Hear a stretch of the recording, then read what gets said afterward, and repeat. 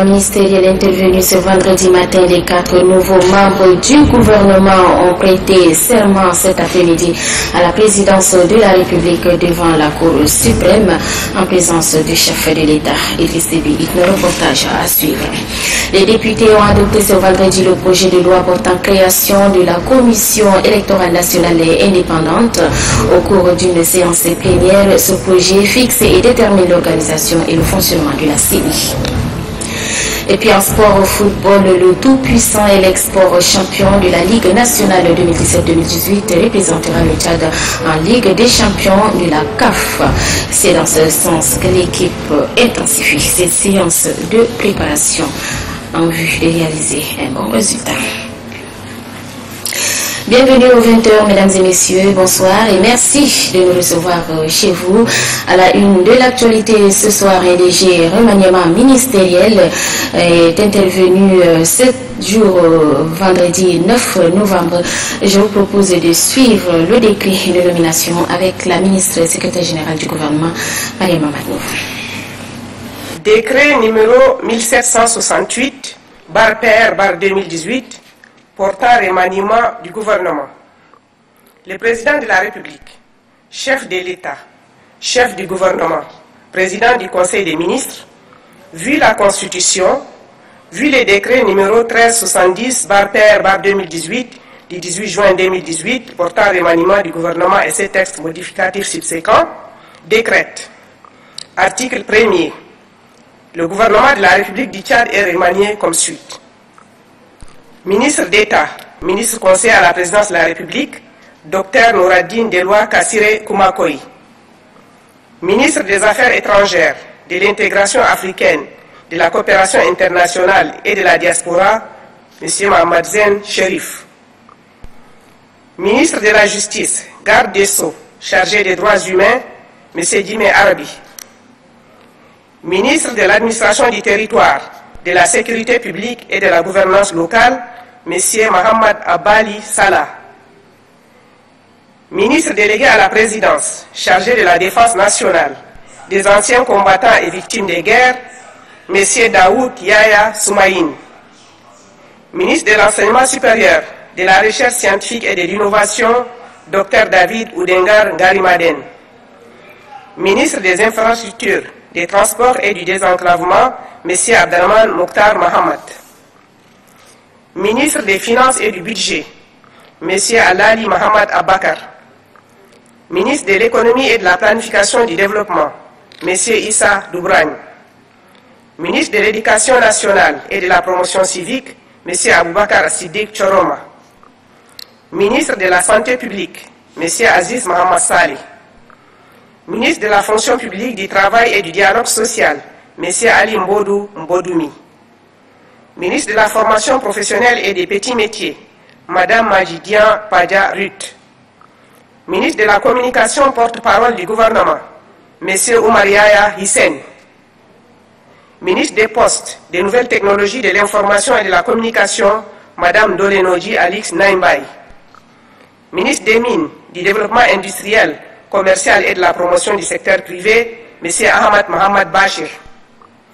Ministre du Pétrole et de l'Énergie, M. Boukar Michel. Ministre de l'Aménagement du Territoire, du Développement de l'Habitat et de l'Urbanisme, Mme Ashta Ahmad Breme. Ministre de la Production, de l'Irrigation et des Équipements agricoles, Mme Lidi Beasemda. Ministre de l'Aviation civile et de la Météorologie nationale, M. Mohamed Tahir Orozi. Ministre de l'Élevage et des Productions animales, M. Gayam Souare. Ministre de l'Environnement, de l'Eau et de la Pêche, M. Siddiq Abdelkarim Haggar. Ministre du Développement touristique, de la Culture et de l'Artisanat, Mme Madeleine Alingué. Ministre de la Femme, de la Protection de la Petite Enfance et de la Solidarité nationale, Dr Gheral Arjun Khalil. Ministre de la Promotion des Jeunes, du Sport et de l'Emploi, M. Mohamed Nassour Abdoulaye. Ministre secrétaire général du gouvernement, chargé des relations avec l'Assemblée nationale, Mme Mariam Mohamed Nour. Secrétaire d'État aux affaires étrangères, à l'intégration africaine, à la coopération internationale et à la diaspora, M. Ndorji Nazer. Secrétaire d'État à l'éducation nationale et la promotion civique, Mme Ashta Saleh Daman. Secrétaire d'État aux finances et au budget, M. Ahmed Al-Khoudar Ali Fadil. Secrétaire d'État à l'économie et à la planification du développement, M. Hissène Tahir Sougimi. Secrétaire général adjoint du gouvernement, M. Mohamed Hamid Koua. Article 2. Le présent décret qui abroge toute disposition antérieure contraire prend effet pour compter de la date de sa signature, sera enregistré et publié au journal officiel de la République. N'Djamena, le 9 novembre 2018, Idriss Déby, Itno. Mariam Mamadou, ministre secrétaire général du gouvernement, et puis ce décret 1780 portant rectificatif du décret 1768 par PR par 2018 du 9 novembre 2018 portant remaniement du gouvernement.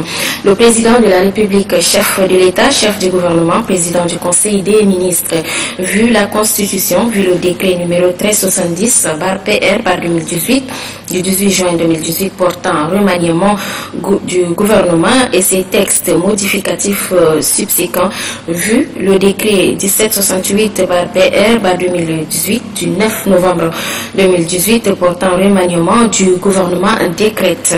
Au lieu de article 1er ancien, le gouvernement de la République du Tchad est remanié comme suit. Ministre délégué à la présidence chargé de la défense nationale des anciens combattants et victimes de guerre, Daoud Yaya Soumaïne. Lire plutôt article 1er nouveau, le gouvernement de la République du Tchad est remanié comme suit. Ministre délégué à la présidence chargé de la défense nationale des anciens combattants et victimes de guerre, Daoud Yaya Brahim. Les autres dispositions du décret 1768 par PR par 2018 du 9 novembre 2018 portant remaniement du gouvernement restent sans changement. N'Djamena, le 9 novembre 2018, Idriss Déby, Itno. Et juste après ce léger remaniement ministériel intervenu ce vendredi matin, comme je le disais tantôt, les 4 nouveaux ministres du gouvernement ont prêté serment cet après-midi à la présidence de la République devant les membres de la Cour suprême. Le chef de l'État, Idriss Déby Itno, a également pris part à cette audience solennelle de prestation de serment. Nous y reviendrons sur cet élément au cours de ce journal. À la présidence de la République, toujours le chef de l'État a reçu ce vendredi le président de la commission de la CEMAC, professeur Daniel Ona Ondo. La mise en œuvre des décisions issues du dernier sommet de N'Djamena était au centre de l'entrevue. Après le sommet extraordinaire de la CEMAC, place à l'application des décisions, le processus de mise en œuvre et le mobile de l'audience accordé par le chef de l'État Idriss Déby Itno, président de la conférence des chefs d'État et du gouvernement de la CEMAC, au président de la commission, professeur Daniel Ona Ondo. La BDAC fait partie des institutions communautaires concernées par les décisions du sommet de N'Djamena. Pour traduire ces mesures dans les faits, des actes ont été pris au cours de l'entretien. Cette conférence a donné des résolutions extrêmement importantes. 8 résolutions, dont 4 concerts des États et 4 concerts des institutions. Et une décision importante concernant la BDAC. Il était tout à fait normal en tant que président de la commission de la CEMAC de venir rendre compte au chef de l'État de l'avancée de ces différentes résolutions et décisions. Donc, et surtout d'avoir ces instructions. Donc le chef de l'État nous a donné des orientations et que nous allons mettre en pratique parce qu'aujourd'hui notre sous-région a besoin de réformes. Concernant la BDAC, le chef de l'État nous a fait l'honneur de regarder les propositions qu'on lui a faites, les propositions de texte qu'il a signées. Donc pour nous, c'est un moment important. Refusant la dévaluation, le sommet extraordinaire de N'Djamena a opté pour un ajustement réel. Cet ajustement, bien que douloureux, soutient professeur Daniel Ona Ondo, est un passage obligé pour donner plus de vigueur aux économies. Cet objectif, selon lui, dépend aussi de la signature des accords avec le Fonds monétaire international, FMI. Le président de la commission souhaite à cet égard voir le Congo et la Guinée équatoriale conclure rapidement ces accords pour éviter ce que les spécialistes appellent le passager clandestin. C'est rassuré par les conseils et orientations du président en exercice de la CEMAC que professeur Daniel Ona Ondo a pris congé du chef de l'État à qui il a promis faire régulièrement le point sur le niveau d'exécution des mesures de redressement telles que voulues par les dirigeants de la sous-région. À l'Assemblée nationale, les députés ont adopté ce vendredi le projet de loi portant création de la Commission électorale nationale indépendante, CENI, au cours d'une séance plénière présidée par le premier vice-président de l'institution, Moussa Kadam. Le projet de loi en question fixe et détermine l'organisation et le fonctionnement de la CENI. On fait le point avec Myriam Kaptepe. Le projet comporte 5 titres consacrés respectivement à la création, mission et composition de la Commission électorale nationale indépendante, CENI, au démembrement, au fonctionnement et au financement. Ce projet se décompose en 28 articles et se caractérise par les innovations telles que la suppression du démembrement de la CENI, la réduction des membres de la CENI et la possibilité de garder la même CENI si l'écart entre les élections ne dépasse pas 1 an. Dans les discussions générales, certains députés ont exploré l'absence des sanctions des membres de la CENI, la confusion dans le régime financier et le profit des membres de la CENI. D'autres sollicitent l'instauration du serment confessionnel des membres de la CENI. À toutes ces préoccupations, le ministre de l'Administration du territoire, de la sécurité publique et de la gouvernance locale rassure la représentation nationale que toutes ces contributions seront prises en compte et précise que ce projet de loi est le fruit d'un travail abattu par le CNDP. À mon humble avis, le texte n'a pas de problème, mais les soucis soulevés ça et là peuvent être pris en compte dans les autres textes qui tomberont, à savoir le code électoral, le règlement intérieur de la CENI, le code de bonne conduite de la CENI. Donc, c'est de nouveaux textes qui vont suivre prendront encore les soucis de certains députés. C'est une CENI paritaire, majoritaire présidentielle et opposition politique qui sera mise sur pied. Ainsi, le projet de loi portant création de la CENI est adopté par 134 voix pour, 0 contre et 0 abstention. La ministre de la Femme, de la Protection de la Petite Enfance et de la Solidarité nationale, Jalal Arjun Khalil, a fait un point de presse ce matin relatif à la politique nationale genre. Elle invite dans l'extrait qui va suivre tous les différents acteurs à soutenir la mise en œuvre de cette politique. Un extrait de ces propos recueillis par Ahmad Nasta. Fort de tous ces instruments juridiques internationaux et nationaux protégeant les droits humains en général et les droits des femmes pour la réalisation de l'égalité entre les hommes et les femmes, la République du Tchad dispose aujourd'hui d'une politique nationale genre adoptée en 2017. Cette politique nationale genre, instrument de haut niveau porté et référence nationale en matière de promotion du genre, définit les grandes orientations de stratégie sous lesquelles sont déclinés des objectifs spécifiques que les différents départements ministériels doivent prendre en charge. Pour l'opérationnalisation de la dite politique, le gouvernement du Tchad a engagé le processus d'élaboration du plan d'action quinquennal multisectoriel qui devrait servir de feuille de route pour la réalisation de l'équité et l'égalité du genre au Tchad. Accordant une importance particulière à l'implication de tous les acteurs, l'élaboration du plan d'action a été fondée sur une démarche participative, inclusive, appuyée par une équipe d'experts internationaux de l'Union européenne. J'invite toutes les composantes de la population, les institutions publiques et privées, les partenaires techniques et financiers à soutenir activement la mise en œuvre de la politique nationale genre. La suite de cette édition, les responsables du centre culturel et commercial sino-tchadien ont procédé hier soir au lancement de leurs activités dans un hôtel de la place. C'est une cérémonie présidée par la ministre de la formation professionnelle des petits métiers, Madidian Padarit. Mamad Suleiman. Désormais, la jeunesse tchadienne a un autre espace idéal pour la culture. Il s'agit des centres culturels et commerciaux sino-tchadiens. La cérémonie de lancement officiel des 10 centres s'est déroulée en présence de quelques membres du gouvernement et des diplomates accrédités au Tchad. Ces centres visent à promouvoir les échanges culturels et commerciaux ainsi que la formation professionnelle des jeunes. Ceci pour soutenir et impulser les actions du gouvernement dans ces domaines. La directrice générale du Centre culturel et commercial sino-tchadien, Yang Lina, a remercié les plus hautes autorités du pays pour leur appui multiforme. Elle a aussi relevé que son centre vise à consolider davantage les relations amicales et traditionnelles entre le Tchad et son pays.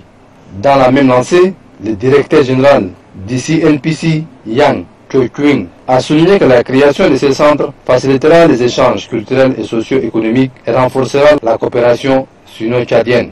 Pour la ministre de la Formation professionnelle et des petits métiers, cette initiative s'inscrit en droite ligne de la politique du gouvernement en matière de culture. Plus de 30 centres de formation sont créés à travers le pays, mais ce n'est pas encore assez car chaque jour qui passe vient avec son lot de jeunes en besoin de formation au métier. Rassurez-vous que votre centre n'est pas un centre en trop.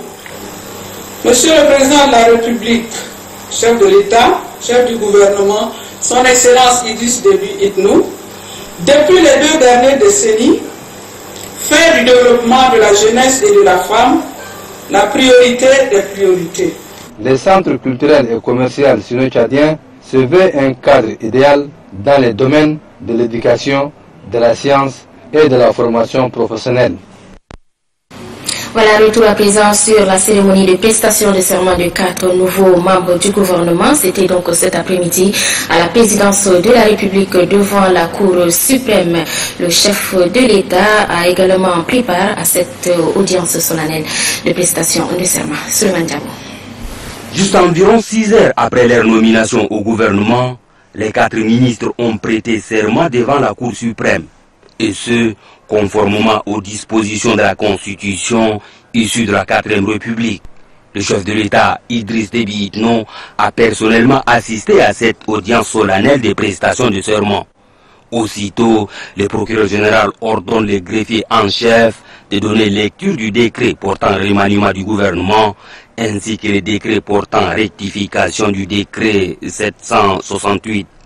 Au lieu des ministres délégués à la présidence chargée de la défense nationale, des anciens combattants et victimes des guerres, Daoud Yahya Soumaïn, lire plutôt Daoud Yahya Brahim. Juste après, le président de la Cour suprême par intérim, Issa Sokoy, a donné lecture de la charte déontologique et la formule consacrée pour la prestation de serment des membres du gouvernement. C'est ainsi que les ministres de l'administration du territoire, de la sécurité publique et de la gouvernance locale, Mohamed Abali Salah, les ministres délégués à la présidence chargés de la défense nationale, des anciens combattants et victimes des guerres, Daoud Yahya Brahim, les ministres de la communication porte-parole du gouvernement, Oumar Yahya Hissène, et le secrétaire général adjoint du gouvernement, Mohamed Hamid Koua, ont prêté serment. Après avoir été renvoyés à leurs fonctions, les membres du gouvernement ont été encouragés par le président de la République, Idriss Déby Itno.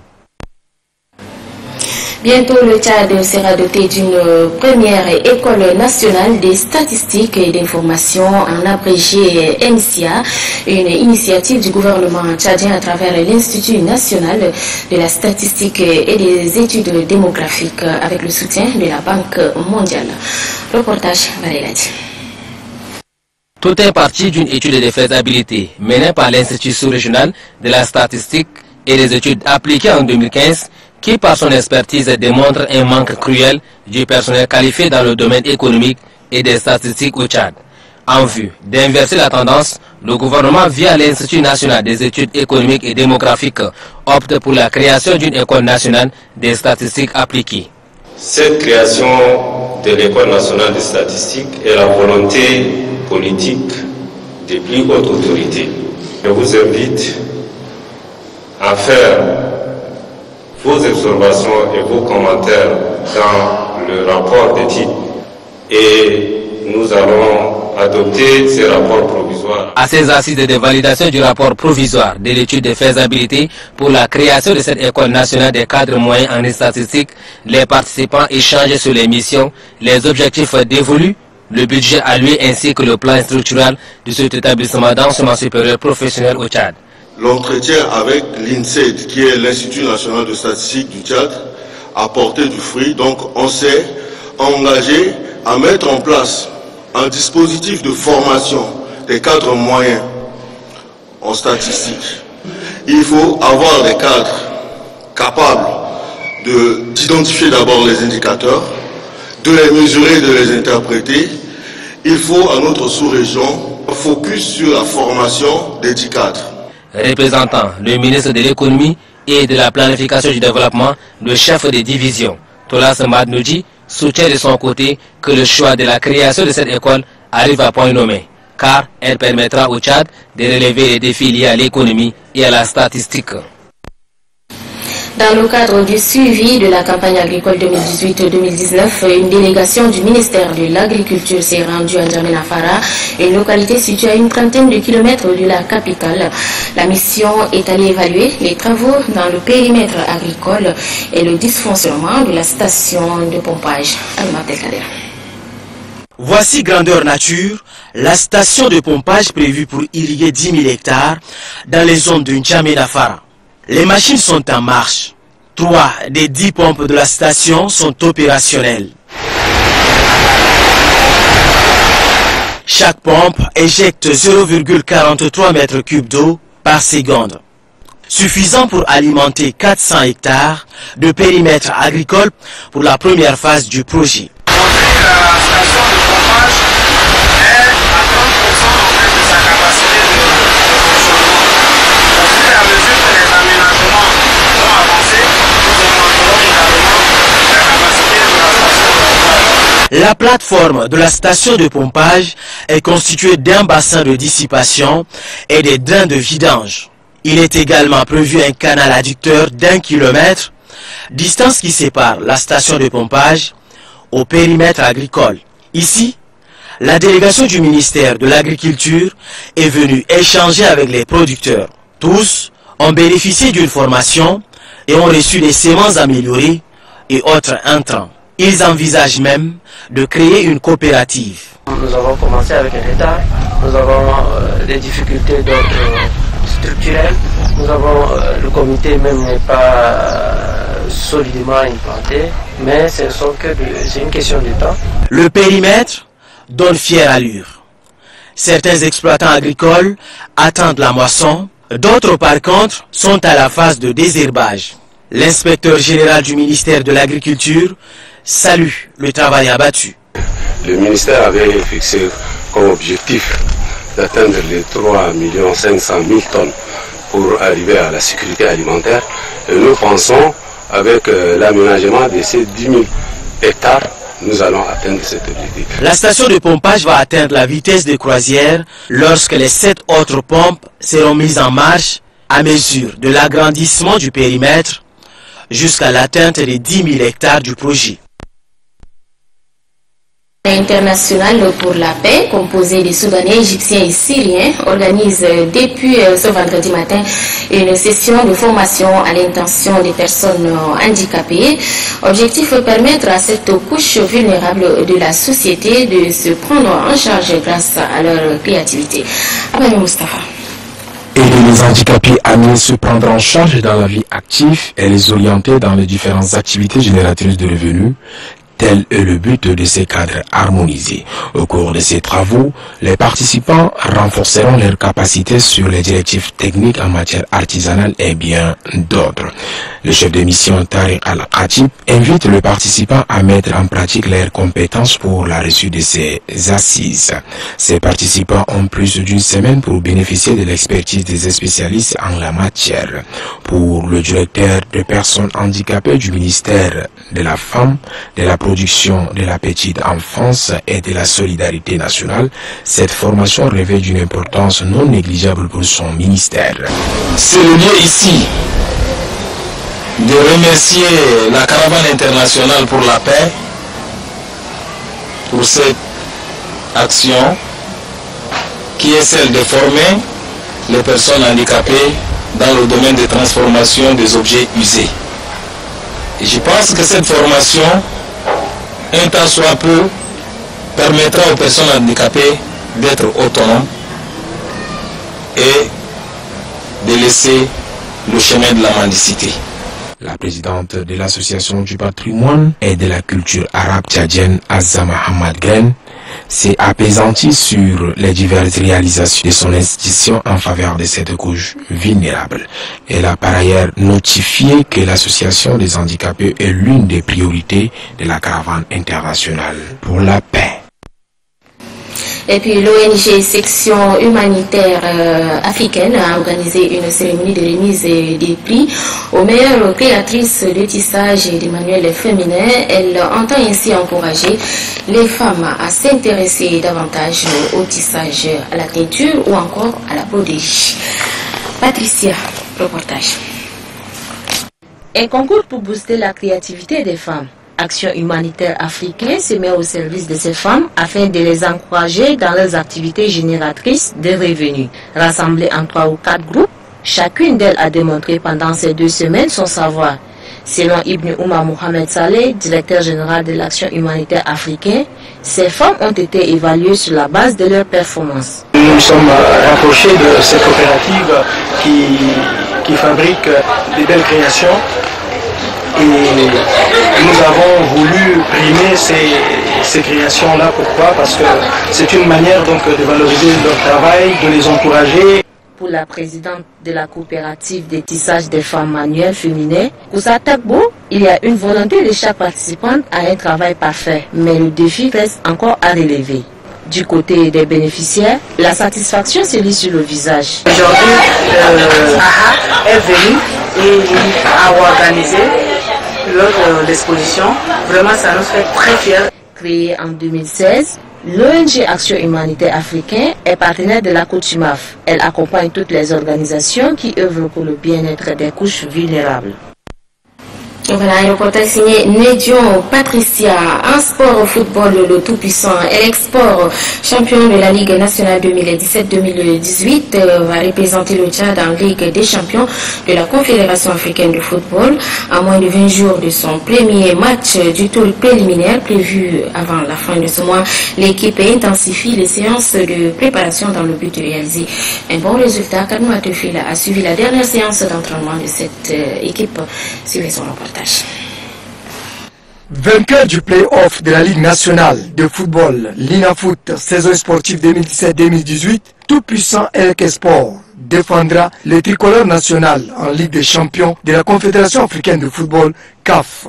Ce retour du football tchadien au niveau senior sur la scène continentale, après 2 ans d'absence, s'annonce difficile pour les électriciens qui n'ont que 5 matchs de compétition dans les jambes durant toute une saison. Déjà 5 matchs, ça ne veut rien dire.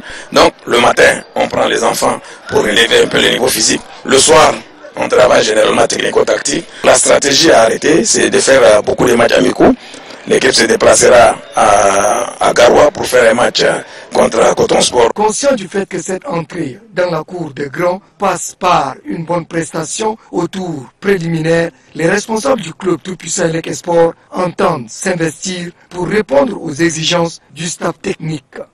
Avec l'accord de la SNU, nous essayons avec les uns et les autres de faire de telle sorte que l'équipe soit au moins physiquement, moralement, financièrement prête pour jouer ce match-là. Certes, sur l'aire du jeu, il s'agit du club LK Sport. Cependant, une désillusion de jaune et noir remettra sous le projecteur le problème d'organisation du football tchadien en panne de compétition. Et notre portrait de ce soir nous amène à la découverte d'un jeune gardien de but de l'équipe nationale de moins de 20 ans. Alambatna Gabin, c'est son nom, a seulement 20 ans et fait déjà ses preuves. Moustapha. Alambatna Gabin, ce jeune produit fait sa première classe à l'école de football Oumar Ngaba. Gabin, comme l'appelaient ses amis, était d'abord joueur de chant. L'horizon du portier s'éclaircit pour la première fois. Pour ce jeune homme de 18 ans, faisant ce preuve lors d'un match amical opposant 2 finalistes de sa catégorie. Ces jours-là, Gabin, qui était positionné comme joueur de chant, dans un premier temps a décidé de porter les gants pour la victoire de son équipe, parce que le portier titulaire a eu un souci de santé. Gabin surprend plus d'un. Il fait ses arrêts spectaculaires, il a été applaudi et félicité par le public venu suivre le match. Dès lors, il décide de revenir à l'école de football Oumar Ngaba pour faire sa carrière professionnel. Mais cette fois-ci, il opte pour le profil des gardiens de but. Très vite, il sera remarqué par les dirigeants et observateurs du ballon rond. Il est appelé à l'équipe nationale des moins de 20 ans. Ce n'est pas tout. Le premier vice-président de la Fédération tchadienne de handball, alias Mahmoud Bibo, a décidé de lui assurer un suivi pour une ouverture dans un centre européen. Pour Gabin, son ambition est de devenir un grand gardien de renommée internationale. J'ai commencé le football dans l'école de foot Oumangaba et c'est pour cela qu'on m'a fait l'appel dans l'équipe nationale. Puis je suis fier d'être ici parmi eux et je suis fier d'avoir bossé pour qu'on puisse m'appeler ici dans l'équipe nationale. Quand j'étais dans l'école de foot Mangaba, je n'avais pas de problème de prise de balle, j'avais des problèmes de l'autre de déplacement. Et quand on m'avait entraîné, j'avais cette qualité, j'avais mis ça en pratique et puis c'est là où j'avais eu des prises de balles et puis j'avais eu des déplacements. C'est juste, quand on t'entraîne, c'est juste faut être toujours attentif. Je suis inspiré par Emmanuel Nier. Et puis suivi de Didi Buffon, c'est ce qui m'ont inspiré vraiment. Et puis le troisième c'est Vincent Inyama, le gardien nigérien, c'est lui qui m'avait inspiré. Pour son entraîneur, ce jeune prodige dispose des atouts d'un grand gardien. C'est un jeune qui a de l'avenir. Et de nos jours, on a besoin de gardiens et lancers. Il joue bien des pieds, et il a les prises. Donc nous on le prépare. Là c'est avec le U23 et on le prépare pour demain nous garder le but de l'équipe nationale A. Et vous-même vous voyez que ce dernier temps on a une carence de gardien de but. Donc on l'amène doucement vers l'équipe nationale senior. Il faut noter que de nos jours, les profils des gardiens jouent un rôle du premier plan dans le football moderne. C'est au communiqué, la haute autorité des médias et de l'audiovisuel AMA rappelle les journalistes désirant participer au concours de prix Ngabasalé pour la promotion de l'excellence en journalisme édition 2018 que la date de clôture de dépôt de candidature est fixée au 30 novembre 2018. Le thème de cette année porte sur la contribution de la femme au développement du Tchad. Les dossiers peuvent être déposés au siège de la AMA, en Djamena et en province auprès des coordinations de la dite institution. De nombreux pays sont en compétition dans des voyages de 10 jours dans un pays étranger. Djamena, le 9 novembre 2018, le président du COPEJ, Ali Djibril Ali, et quelques acteurs du chef de l'État, décret 1767 portant nomination d'un coordonnateur national, point focal du G5 Sahel. Coordonnateur national point focal pays du G5 Sahel, M. Djondang Tchaknone Enoko. Assistant administratif du coordonnateur national point focal pays du G5 Sahel, M. Soumaïne Moussa Soumaïne. Les intéressés bénéficient du rang et des avantages respectifs prévus par l'article 1er du décret 1641-2018 suivi le 8 novembre 2018 et Restebi Itno. Décret 1770 portant révocation de M. Yaya Garfa Sharaf, sultan de Dartama, département de Dartama, province de Wadifira. Monsieur Yaya Garfa, sultan de Dartama, département de Dartama, province de Wadifira, est révoqué de ses fonctions pour abus d'autorité. Djamena le 9 novembre 2018, Idriss Déby Itno. Décret 1771 portant nomination de Monsieur Ibrahim Mohamed Abdoulaye, sultan de Dartama, département de Dartama, province de Wadifira. Monsieur Ibrahim Mohamed Abdoulaye est nommé sultan de Dartama, département de Dartama, province de Wadifira, en remplacement de Monsieur Yaya Garfa Sharaf, révoqué. Le sultan de Dartama est assisté d'un secrétaire et de 5 goumiers, bénéficie des allocations mensuelles conformément au décret 628 et 629 du 15 septembre 2016 suivisé. Le secrétaire et les goumiers bénéficient des rémunérations mensuelles fixées par le décret 630 du 15 septembre 2016 suivisé. Djamena le 9 novembre 2018, Idriss Déby Itno. Décret 1772 portant nomination de M.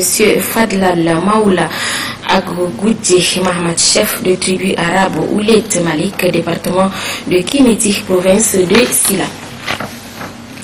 M. Fadal Maoula Goudji Mahamat est nommé chef de tribu arabe Ouled Malik, département de Kimiti, province de Sila. Le chef de tribu est assisté des secrétaires du Goumier et bénéficie des allocations mensuelles conformément au décret 628 et 629 du 15 septembre 2016 suivisé. Le secrétaire et les Goumiers bénéficient des rémunérations mensuelles fixées par le décret 630 du 15 septembre 2016 suivisé. Le 9 novembre 2018, Idriss Déby Itno. Décret 1773 portant nomination de M. Brené Khalil Assala, chef de tribu Chiguerat, département d'Assonga, province du Wadaï. M. Brené Khalil Assala est nommé chef de tribu Chiguerat, département d'Assonga, province du Wadaï, en remplacement de son père décédé. Le chef de tribu Chiguerat est assisté d'un secrétaire de deux Goumiers et bénéficie des allocations mensuelles fixées par les décrets. Bénéficie donc des allocations fixées par les décrets 628 et 629 du 15 septembre 2016 suivisés. Les secrétaires et les Goumiers bénéficient des rémunérations fixées par le décret 630 du 15 septembre 2016 suivisé. Le 9 novembre 2018, Idriss Déby Itno. Décret 1774 portant nomination de M. Lanzéré Maïro Richard, chef de canton Pao, sous-préfecture de l'Armanaï, département de Mont-des-Lames, région du Logono oriental. M. Lanzéré Maïro Richard est nommé chef de canton Pao, sous-préfecture de l'Armanaï, département de Mont-des-Lames, région du Logono oriental, en remplacement de son frère décédé. Le chef de canton Pao est assisté d'un secrétaire de deux Goumiers et bénéficie des allocations mensuelles conformément au décret 628 et 629 du 15 septembre 2016 suivisé.